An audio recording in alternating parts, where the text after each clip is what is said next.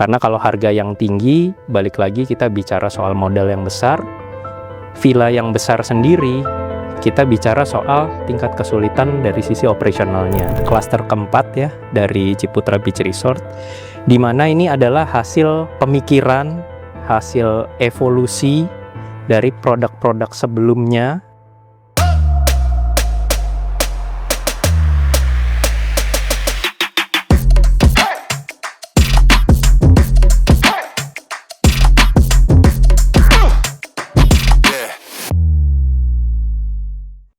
Semangat pagi sahabat Ciputra. Hari ini kita akan membahas hal yang sangat menarik. Tentunya masih dalam seputar launching dari klaster keempat Ciputra Beach Resort, yaitu Givana. Nah, bersama-sama dengan kita sudah ada Bapak Marcel dari tim Business Development Ciputra Group. Kita sapa dulu, apa kabar nih Pak Marcel? Baik, Pak Niko. Oke, nah hari ini kita akan banyak sekali membahas tentang investasi, tentunya untuk klaster keempat Ciputra Beach Resort, iklim investasi di Bali, dan juga apa sih yang membuat klaster keempat ini berbeda dengan klaster-klaster sebelumnya. Jadi mungkin langsung aja kita ke pertanyaan yang membuat semua orang penasaran nih. Siap. Apa sih Pak yang membuat Givana ini, klaster keempat Ciputra Beach Resort, berbeda dengan klaster-klaster sebelumnya? Oke, kalau kita bicara Givana sendiri, ini memang klaster keempat ya dari Ciputra Beach Resort, di mana ini adalah hasil pemikiran, hasil evolusi dari produk-produk sebelumnya ya. Produk pertama kita Nivata, Sadana, lalu Resvara. Jadi Givana mungkin saat ini adalah produk penyempurnaan dari Ciputra Beach Resort sendiri, di mana memang kami melihat bahwa di market itu ada gap. Ada gap untuk segmen pembeli di mana yang memang belum bisa masuk ke market villa itu dengan harga yang tinggi atau villa yang besar gitu. Karena kalau harga yang tinggi, balik lagi kita bicara soal modal yang besar.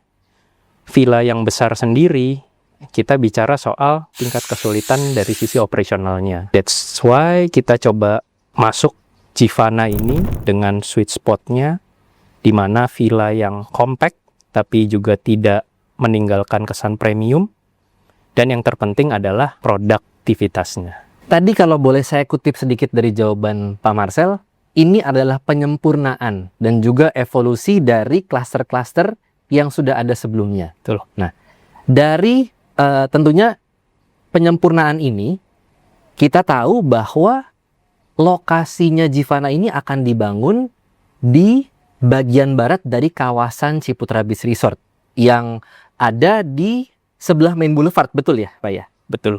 Nah, kira-kira apa alasannya dibangunnya di bagian barat? Karena yang sebelum-sebelumnya klaster ketiganya ada di sisi yang berbeda nih. Jadi terkait lokasi sendiri ya, memang ini kita bisa bilang salah satu lokasi prime di Ciputra Beach Resort, karena lokasinya betul berada di bagian barat jalan akses Main Boulevard dari Ciputra Beach Resort ya, sehingga kita meletakkan Givana di lokasi tersebut itu juga dengan berbagai macam pertimbangan, baik dari sisi pencahayaan alami maupun dari sisi airflow atau aliran udara bebas gitu. Dimana kita tahu sendiri Bali itu dengan iklim tropisnya. Jadi kita harus pertimbangkan dua hal tersebut. Givana sendiri memiliki view, ini ada dua macam. Jadi ada tipe yang menghadap ke utara, which is itu view-nya ke rice field dan pegunungan langsung. Dan ada tipe yang menghadap ke timur, yang akan langsung melihat sisi matahari terbit. Wah, keren ya. Jadi dari sisi pencahayaan, sehingga memang tidak mendapatkan pencahayaan panas di siang ke sore hari. Karena ya hal tersebut sudah kami pikirkan. Dan mengapa lokasi Givana itu memang berada hampir di depan akses dari main road Ciputra Beach Resort sendiri adalah kita ingin memberikan arrival experience yang premium bagi para pemilik unit Givana gitu. Jadi seolah memang tidak jauh dari entrance untuk mencapai ke unitnya, sehingga ada kesan eksklusivitas sendiri. Seperti itu. Nah, Sahabat Ciputra, kalau tadi sahabat Ciputra berhasil meng-highlight keyword yang sudah disampaikan Pak Marcel, jadi view-nya ada yang menghadap sawah dan juga gunung, tapi lokasinya ini tetap di beachfront, hanya 5 menit menuju ke pantai. Jadi suasana beachfront-nya dapet, view gunung dan sawah yang khas Bali-nya juga dapet.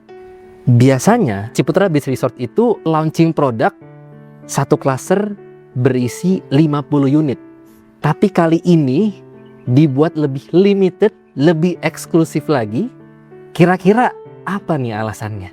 Oke, di sini kembali lagi memang proses pembelajaran kami ya, tadi dari klaster pertama, klaster kedua, klaster ketiga, sehingga kita memang comes up dengan sesuatu yang berbeda di sini ya, something different gitu ya. Kita coba buat Givana ini memiliki dalam tanda kutip eksklusivitas.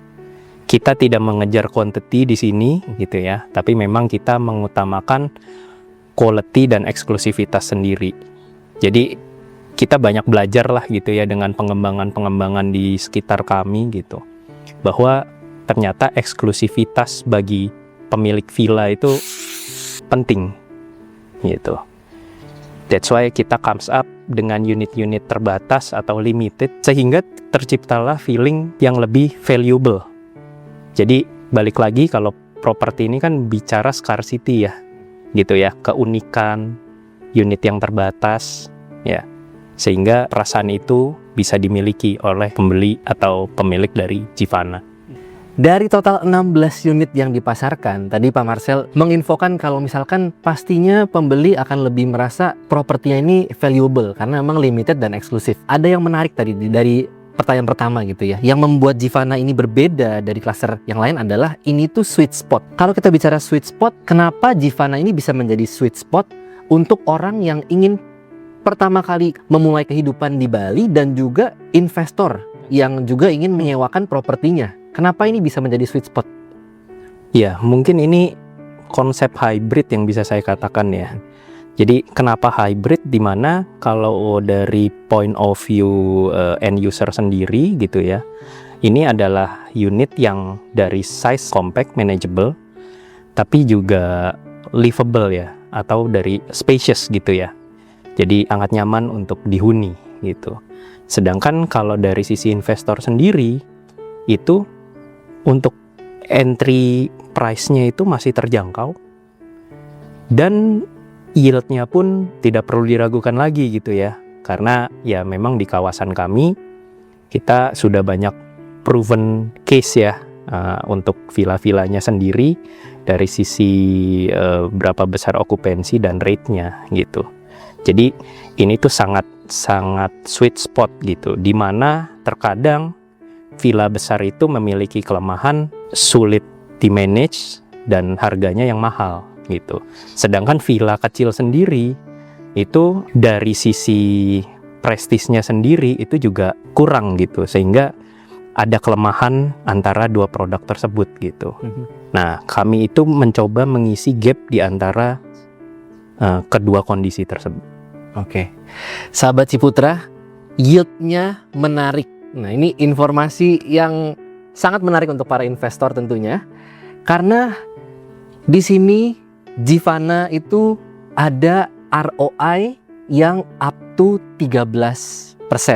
Nah, tapi kalau kita bicara tentang ROI, yang tentunya pasti ini adalah satu hal yang sangat-sangat diperhatikan sama para investor nih ya Pak ya.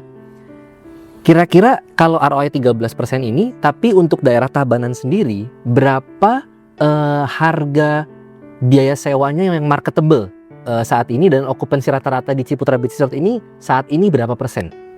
Oke, kalau bicara ROI sendiri sebetulnya relatif ya. Tapi kita coba ambil case-case dari properti sekitar ya, terutama di daerah Kedungu. Jadi untuk size yang kurang lebih sama gitu ya, saat ini untuk 2 bedroom itu berada di range 120 hingga 180 US dollar per night. Oke. Atau mungkin untuk long stay-nya ya, let's say kalau saya bilang itu monthly, itu mungkin berada 25 sampai 35 juta per bulan. 25 sampai 35 Iya. juta per bulan. Iya, tergantung balik lagi tergantung kualitas dari villanya sendiri, lokasinya dan lain sebagainya. Iya. Nah, itu angka yang berdasarkan market. Mhm. Kalau kita di sini ambil sampel bahwa okupansi kita yang reasonable itu berada di angka let's say terendah-rendahnya 60%. Untuk harga Givana sendiri dengan ROI up to 13%, itu sebetulnya sangat achievable. Nah, sehingga di sini yang ingin saya garis bawahi adalah bukan setinggi apa harga per night-nya dari villa tersebut, tapi adalah seberapa konsistennya occupancy rate yang tercipta. Kita memiliki berapa sampel dari klaster pendahulunya, yaitu Nivata dengan 3 bedroom konsep, lalu Sadana 1 bedroom loft konsep, and then Resvara ya dengan Svana signature-nya gitu. Jadi kita ambil sampel di situ which is dengan okupansi yang minimum di 60%. Angka tersebut sangat achievable. Angka tersebut sangat achievable. Jadi dengan okupansi mungkin bottomnya 60%, itu angka yang realistis. Sahabat Ciputra sudah memiliki properti dengan ROI yang sangat menarik. Tapi kalau misalkan sahabat Ciputra yang ingin invest untuk klaster Givana ini, tapi sahabat Ciputra tidak tinggal di Bali, jadi untuk day to day maintenance-nya mereka mungkin masih mempertanyakan bagaimana kira-kira solusi dari Ciputra gimana ya, Pak Marcel? Jadi di sini memang ada 2 poin ya. Kalau menurut saya ini yang mungkin menjadi salah satu keistimewaan produk-produk Ciputra Group sendiri. Yang nomor 1, kalau kita kenal produk-produk Ciputra dari Sabang hingga Merauke, ini pasti kita memiliki yang namanya city management or estate management, di mana badan ini akan berada selamanya di area tersebut untuk memberikan after sale service kepada para pembeli, di mana services tersebut mencakup housekeeping ya, kebersihan, security ya, 24-hour security service, lalu gardener ya yang menjaga kualitas kawasan kita tetap prima, dan mungkin berbagai macam technical support ya yang bisa kita berikan kepada para penghuni ya. Itu yang nomor 1 gitu, yang tidak semua developer punya. Oke, jadi tadi itu city management untuk mengelola lingkungannya berarti Iya. ya? Oke. Lingkungan dan area di sekitar villa kita. Iya. Gitu. Nah, yang kedua adalah kita bekerja sama dengan villa manajemen yang kredibel. Ya. Sehingga villa manajemen tersebut dapat memberikan servis langsung nih ke pembeli. Melakukan listing ya atau penjualan unit-unit villanya, lalu memanage revenue-nya ya, hingga memaintenance dan memanage seluruh amenities yang berada di dalam villanya. Oke. Gitu. Nah, ini juga menjadi salah satu strong point kita gitu ya dalam memanage unit-unit dari buyer, sehingga buyer ini ya udah bisa relax di rumahnya tanpa kepikiran siapa nih yang ngurusin villa saya. Dan tinggal menerima passive income-nya saja kan. Passive income memang. Jadi bisa dibilang untuk villa management ini bisa dibilang itu all in one service, dari mulai memarketingkan produknya, maintenance-nya, sampai hal terdetail yaitu amenities-nya. Begitu. Ya. Oke. Tapi kita tetap memberikan fleksibilitas kepada pemilik unit gitu ya, karena memang banyak brand yang ada juga di Bali untuk villa management gitu. Jadi pembeli itu tidak terikat dengan rekanan villa management kami. Beliau juga boleh membawa atau mendatangkan villa manajemennya sendiri. Oke. Seperti itu. Jadi secara tadi kita sudah bahas ROI-nya menarik, lalu occupancy-nya mungkin yang realistis di 60%. Jadi untuk investor ROI sudah aman, lalu yang akan maintenance unitnya juga sudah ada rekanan dari Ciputra dan juga dibebaskan kepada para investor untuk mungkin yang sudah memiliki rekanan sendiri gitu ya. Nah, yang menarik untuk para investor yang sangat diperhatikan juga adalah fasilitas apa aja yang saat ini bisa dinikmati oleh para penghuni di kawasan Ciputra Beach Resort, dan juga ke depannya akan ada fasilitas dan pengembangan apa aja nih yang akan dibangun untuk melengkapi ekosistem di Ciputra Beach Resort ini nih Pak. Oke, mungkin itu ya yang sering dilupakan oleh para calon pembeli ya. Jadi membeli unit di Ciputra itu sebetulnya tidak hanya membeli unit villa saja gitu, titik gitu. Tapi memang yang bisa dibeli adalah ekosistem gitu ya. Tadi bicara soal ekosistem gitu, karena vision kita di depan memang kita ingin Ciputra Beach Resort ini menjadi satu kawasan dengan ekosistemnya sendiri gitu ya. Dimana yang dimaksud ekosistem di sini kita menciptakan fasilitas-fasilitas ya, meliputi commercial line ya, lalu kita memang sudah ada beberapa anchor tenant ya seperti Bali Beach Glamping, dan yang akan datang dalam waktu dekat ini adalah Senja Beach Club di area kami yang kita sudah lakukan groundbreaking. Lalu ke depannya juga kita akan membuat sports hub ya, terutama untuk raket sport yang sekarang memang lagi booming. Lalu untuk mendukung lifestyle sendiri itu akan segera kita adakan convenience store, coffee shop, dan mungkin beberapa komersial pendukung lainnya. Yang pasti setiap tahunnya kami akan memberikan atau melengkapi kawasan-kawasan ini untuk nanti menjadi lifestyle hub ke depan. Jadi setiap tahunnya akan ada hal-hal yang baru untuk memastikan value dari properti sahabat Ciputra di Ciputra Beach Resort ini semakin naik lama terus, semakin bertumbuh gitu. Jadi untuk para investor berarti tidak hanya rental yield-nya yang menarik, tapi secara capital gain-nya tiap Betul tahun sekali. juga akan ada yang baru sehingga grow Betul. seiring berjalannya waktu. Jadi untuk para sahabat Ciputra, jangan sampai kehabisan produknya karena ini limited. It's time to buy sekarang karena pengembangannya juga ada beach club, ada Circle K untuk mendukung lifestyle, nanti ada sports hub. Banyak sekali untuk mendukung lifestyle dan juga wellness yang sekarang kebetulan lifestyle lagi populer ya Pak ya. Oke sahabat Ciputra, tadi kita sudah banyak membahas untuk seputar investasinya gitu ya. Sangat menarik untuk ROI-nya, lalu fasilitas-fasilitas yang akan dibangun ke depannya. Untuk area Ciputra Beach Resort sendiri, boleh mungkin kita akan membagi outlook sedikit kepada teman-teman Ya. Sahabat Ciputra. Bagaimana secara makro untuk area Kedungu sendiri? Bagaimana tim business development melihat potensi dari Kedungu untuk 2-3 tahun ke depan kira-kira Pak? Oke, kita langsung benchmark aja terhadap fenomena yang terjadi, yang kasat mata ya, terjadi di lapangan ya, bahwa memang Bali ini sudah sangat nyata terjadi shifting dari crowd itu sendiri ya. Dimana mungkin kalau kita start dulu dari tahun 90-an dengan Kuta dan Legian yang sangat hype gitu. Lalu hype ini nih terus bergerak naik kan seiring waktu. Hingga kita bisa bicara Seminyak, Peti Tengah, Canggu ya. Lalu mungkin Kepererenan ya. Hingga naik itu Cemagi, Seseh, dan sampai saat ini itu sudah mencapai Nyanyi area dan Kedungu gitu ya. Jadi saya bisa bilang Kedungu dan sekitarnya ini saat ini berada di fase early growth ya. Dimana ya early growth ini kita bisa definisikan area hotspot yang memiliki potensi atau upside pengembangan ke depannya ini masih cukup tinggi gitu ya.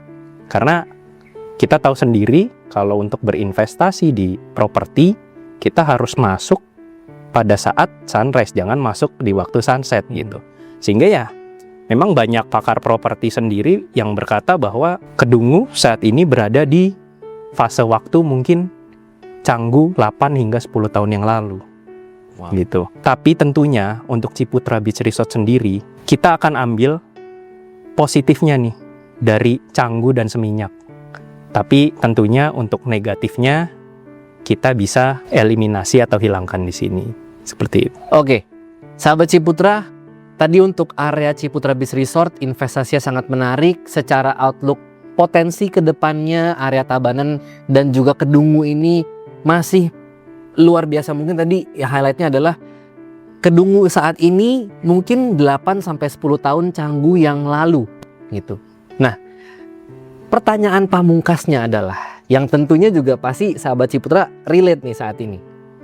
Saat ini dengan kondisi ekonomi seperti ini, banyak sekali investor nih Pak yang bilang ini tuh wait and see. Tapi tadi Pak Marcel info ini adalah sunrise property, which means it's a good time to buy. Kira-kira kenapa para sahabat Ciputra harus memanfaatkan momentum ini di saat ini nih? Oke.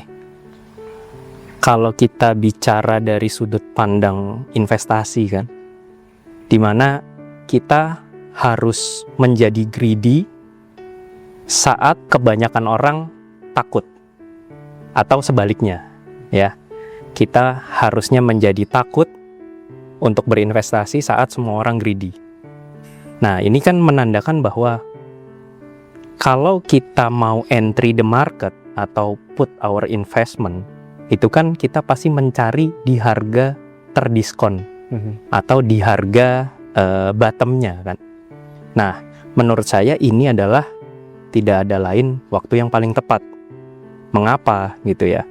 Tadi mungkin telah disebutkan kondisi global yang tidak menentu, ya kan, perang di mana-mana, USD yang sangat menguat dan rupiah yang terus melemah, sehingga di atas kertas sebetulnya ya, terutama bagi para pemegang dolar, ini sebetulnya adalah waktu yang tepat untuk membeli properti, karena dengan tanda kutip Anda membeli properti dengan harga terdiskon, gitu.